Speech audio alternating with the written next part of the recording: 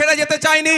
ভাঙড়ের মানুষ 2021 সালে সুরতের বিপক্ষে গিয়ে যে আমাকে ভোট দিয়ে দৃষ্টান্ত তৈরি করেছে, ভাঙড়ের মানুষকে কোনোভাবে আমি আশাহত করব না। তাই একদিকে আমাকে মিনিস্ট্রির অফার, উল্টো দিকে আমার নামে 17টা মামলা দিয়ে আমাকে ভয় দেখানো হয়েছে। কিন্তু ভাঙড়ের মানুষের জন্য আমি না লোভের কাছে আত্মসমর্পণ করেছি, না ভয়ের কাছে মাথা নত করেছি। আপনাদের ভালোবাসা আমি বারবার পরাজিত হয়েছি। তাই বন্ধুগণ, আপনাদেরকে নিয়ে আমরা ভাঙড়ের মানুষকে নিয়ে রাজ্য স্তরে একটা দৃষ্টান্ত তৈরি করেছি। এখন রাজ্যের যে কোনো প্রান্তে থেকে কলকাতায় মানুষ আসুক ট্রিটমেন্ট করতে, যদি তাদের রক্তের প্রয়োজন হয়, রক্ত যদি না খুঁজে পায়, রক্তের ব্যবস্থা না করতে পারলে ভাঙড়ের বিধায়ক, ভাঙড়ের আইএসএফ নেতৃত্ব এবং ভাঙড়ের সাধারণ মানুষের সাথে যারা যোগাযোগ করে যে তারা রক্ত অন্য কেউ জোগাড় করতে না পারলেও ভাঙড়ের লোকেরা তাদের রক্তের ব্যবস্থা করে দেবে। নতুন করে ভাঙড়কে জানতে শুরু করেছে বাংলা। আপনাদের কাছে একটা গোল্ডেন চান্স এসেছে। একদিকে নটোরিয়াস ক্রিমিনালকে দাঁড় করিয়েছে, ওকে হারিয়ে এবারে বুঝিয়ে দিতে হবে বাংলার মানুষকে যে ভাঙড়কে মডেল হিসাবে দেখো। ভাঙড়ের পবিত্র মাটিতে কোনো গুন্ডা মস্তান নটোরিয়াস ক্রিমিনালের জায়গা নয়। ভাঙড়ের মানুষ তাকে ভোটে জিতাবে না, বরঞ্চ তাকে ভোটে হারিয়ে দেবে। তাই বন্ধুগণ, আমি বক্তব্য দীর্ঘায়িত করব না। আমি শুধু আপনাদের কথা বলবো, আগামী 29 এপ্রিল আসছে দিন, খাম চিহ্নে ভোট দিন। আমরা তো জিতছি এখানে নিশ্চিতভাবে, জিতছি আমরা নিশ্চিতভাবে, কিন্তু মার্জিনটা আমাদের কি করতে হবে?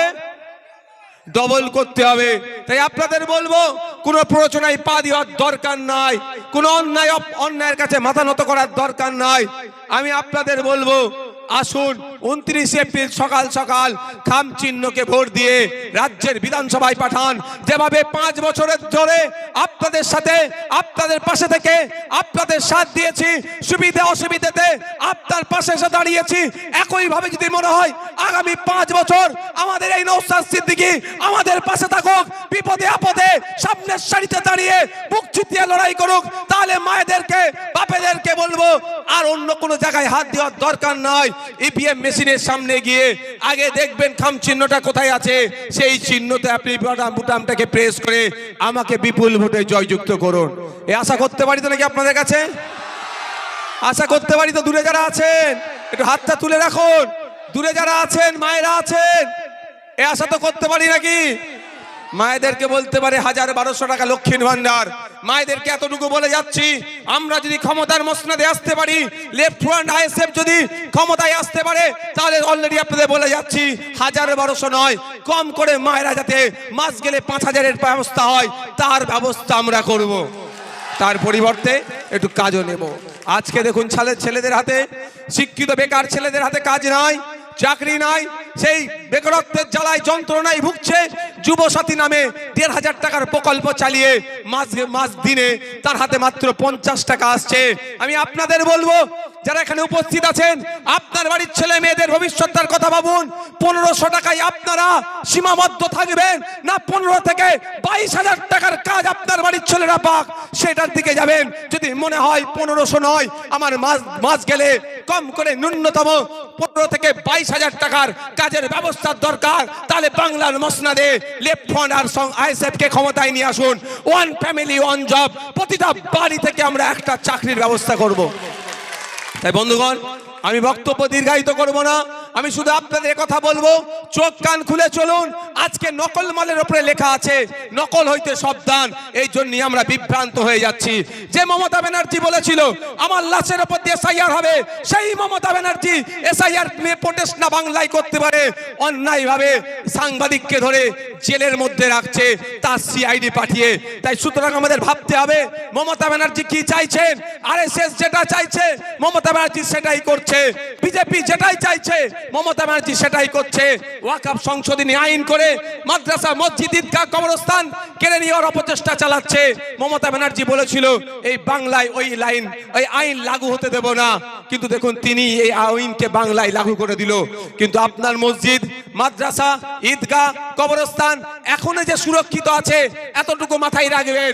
সে হরিপাল হতে পারে, বাসন্তী হতে পারে, কাকদ্বীপ হতে পারে, কুলপি হতে পারে, কার্শিয়াং হতে পারে, দীঘা হতে পারে, যেখানে যেখানে মাদ্রাসা, মসজিদ, ঈদগাহ, কবরস্থান তথা ওয়াকফ সম্পত্তি সুরক্ষিত আছে, এতটাই মাথায় রাখবেন। ভাঙড়ের বিধায়কের করা মামলার জন্য সুরক্ষিত আছে। হ্যাঁ, আমাদের মতো গুটি কয়েক মানুষ মামলা করেছিল বলে সুপ্রিম কোর্টে এখন আপনার বাপদাদুর কবরটাতে বুল্লুজার চলেনি, এটা মাথায় রাখবেন। আজ যেই মমতা ব্যানার্জির নিয়ে শাসক দলের নেতারা বড় বড় কথা বলছে, সেই মমতা ব্যানার্জি বিজেপি নিয়ে আসা আইনের বিরুদ্ধে আমরা যখন রাস্তায় নেমেছিলাম, এই ভাঙড়ের মানুষ যখন রাস্তায় নেমেছিল, প্রায় 1003 মানুষের নামে মিথ্যা মামলা দিয়ে, আমার নামেও একাধিক মামলা দিয়ে এই আন্দোলনকে আটকাবার চেষ্টা করছিল। আমরা বিজেপির বিরুদ্ধে নেমেছি, যে বিজেপি মাদ্রাসা, মসজিদ, ঈদগাহ, কবরস্থান তথা ওয়াকফ সম্পত্তি কাটতে চাইছে, কিন্তু মমতা ব্যানার্জির উচিত ছিল আমাদের সাথ দেওয়া, বিজেপির বিরুদ্ধে আন্দোলনকে আরো বড় করা। কিন্তু তার পরিবর্তে আমরা কি দেখলাম, মমতা ব্যানার্জি আমরা যখন বিজেপির বিরুদ্ধে বলি, মমতা ব্যানার্জির দলের লোকের বুকে ব্যথা করে কেন? তলে তলে এরা এক জায়গায় মিলে আছে। তাই সময় এসেছে ভাঙড় থেকে বিজেপি তৃণমূলকে উৎখাত যেমন আমরা 2021-এ করেছি, 2026-এ দৃষ্টান্ত তৈরি করব এবং সারা রাজ্য জুড়ে আমরা বিজেপি তৃণমূলকে পরাস্ত করে নতুন সূর্য একটা উদয় হবে। যে সূর্য উদয় হবে, যে সকাল পাবো, নারী পুরুষের কোনো বৈষম্য থাকবে না, আমরা ওরা কোনো ভেদাভেদ থাকবে না, ধর্মীয় ভেদাভেদ থাকবে না, বর্ণগত জাতগত ভেদাভেদ থাকবে না। স্কুলে শিক্ষক থাকবে, হসপিটালে ডক্টর থাকবে, মহিলারা তার মাথা উঁচু করে বাঁচবে, পুরুষ তার নাগরিক অধিকার নিয়ে বাঁচবে, ছাত্র যুব তার অধিকার নিয়ে বাঁচবে। মিনিমাম ওয়েজেস কম করে 600 টাকা হবে। আজকের দিনে বলুন আপনারা, ডে লেবার যারা কাজ করেন 300-350 টাকায় ডে লেবারের কাজ হচ্ছে, ওটা আমরা বাড়িয়ে মিনিমাম একদিনের রোজ হিসাবে 600 টাকা আমরা ফিক্সড করব যদি আমরা নতুন সরকারে আসি। তাই আপনাদের বলবো, কারোর প্ররোচনায় পা দেওয়ার দরকার নাই, কারো কথায় উত্তেজিত হওয়ার দরকার নাই। আমি শুধু যেভাবে স্রোতের বিপক্ষে দিয়ে 2021 সালে আপনারা দৃষ্টান্ত তৈরি করেছিলেন, সারা রাজ্যের মানুষকে যখন বিজেপি তৃণমূল মিলে ভয় দেখিয়ে দিয়েছিল, এনআরসি সিএ করে নাকি দেশ থেকে তাড়িয়ে দেবে আর তৃণমূল নাকি তাকে আটকে দেবে, এই গল্পেতে যখন ভয় পাইয়ে দিয়েছিল, একমাত্র ভাঙড়ের বীর পুরুষেরা, ভাঙড়ের বীরাঙ্গনারা, ভাঙড়ের মায়েরা, ভাঙড়ের বাপেরা স্রোতের বিপক্ষে গিয়ে আমাকে জিতিয়ে বিধানসভার মধ্যে পাঠিয়েছিল।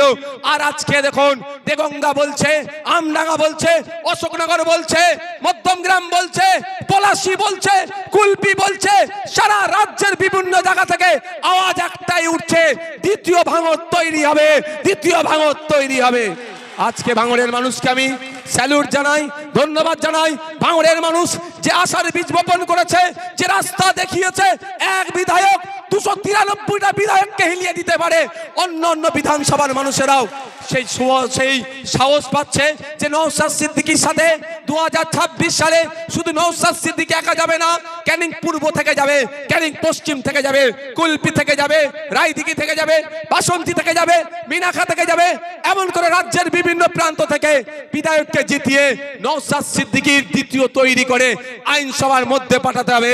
নওশাদ সিদ্দিকী এবং তারা মিলে এই লড়াই করে মানুষের অধিকারকে সুনিশ্চিত করবে, ধর্মীয় বিভাজনকে বন্ধ করবে। তাই আপনারা যে রাস্তা দেখিয়েছেন, সেই রাস্তার দিকে আজকে অন্য বিধানসভার মানুষেরা চলছে। তাই ভাঙড়ের মানুষকে বলবো, আমাদের কাছে একটা বড় সুযোগ এসেছে রাজ্যের মানুষকে প্রমাণ দেওয়া যে ভাঙড় পথ দেখায়। কেমন পথ? মমতা ব্যানার্জি যাকে নিজে বলছে তুই বোম্বা দিস, তাকে ভাঙড়ের বিধায়ক বানিয়ে, তাকে তৃণমূলের প্রার্থী বানিয়েছে, যাকে national human rights commission notorious criminal বলছে, কুখ্যাত দুষ্কৃতী বলছে, তাকে মমতা ব্যানার্জি ধরে ভাঙড়ের মানুষের মাথার উপরে বসাতে চাইছে। এখন ভাঙড়ের মানুষ আগামী 29 এপ্রিল এর জবাবটা দেবে, এর উত্তর দেবে, মমতা ব্যানার্জিকে দেবে, রাজ্যের মানুষের কাছে বার্তা দেবে। ভাঙড়ের পবিত্র ভূমিতে কোনো বোমবাদা লোকের ঠাঁই হবে না, ভাঙড়ের পবিত্র ভূমিতে কোনো নটোরিয়াস ক্রিমিনালের ঠাঁই হবে না। এটা হবে তো নাকি ভাই? এই যারা উত্তর দেবেন, মায়েরা উত্তর দিতে হবে তো নাকি? আমি আপনাদের বলবো, ভাঙড়ে যদি চিরতরের জন্য বোমগুলি, পিস্তল, মারামারি, হানাহানি বন্ধ করতে চান, আপনাদের কাছে একটা বড় সুযোগ এসেছে 2026।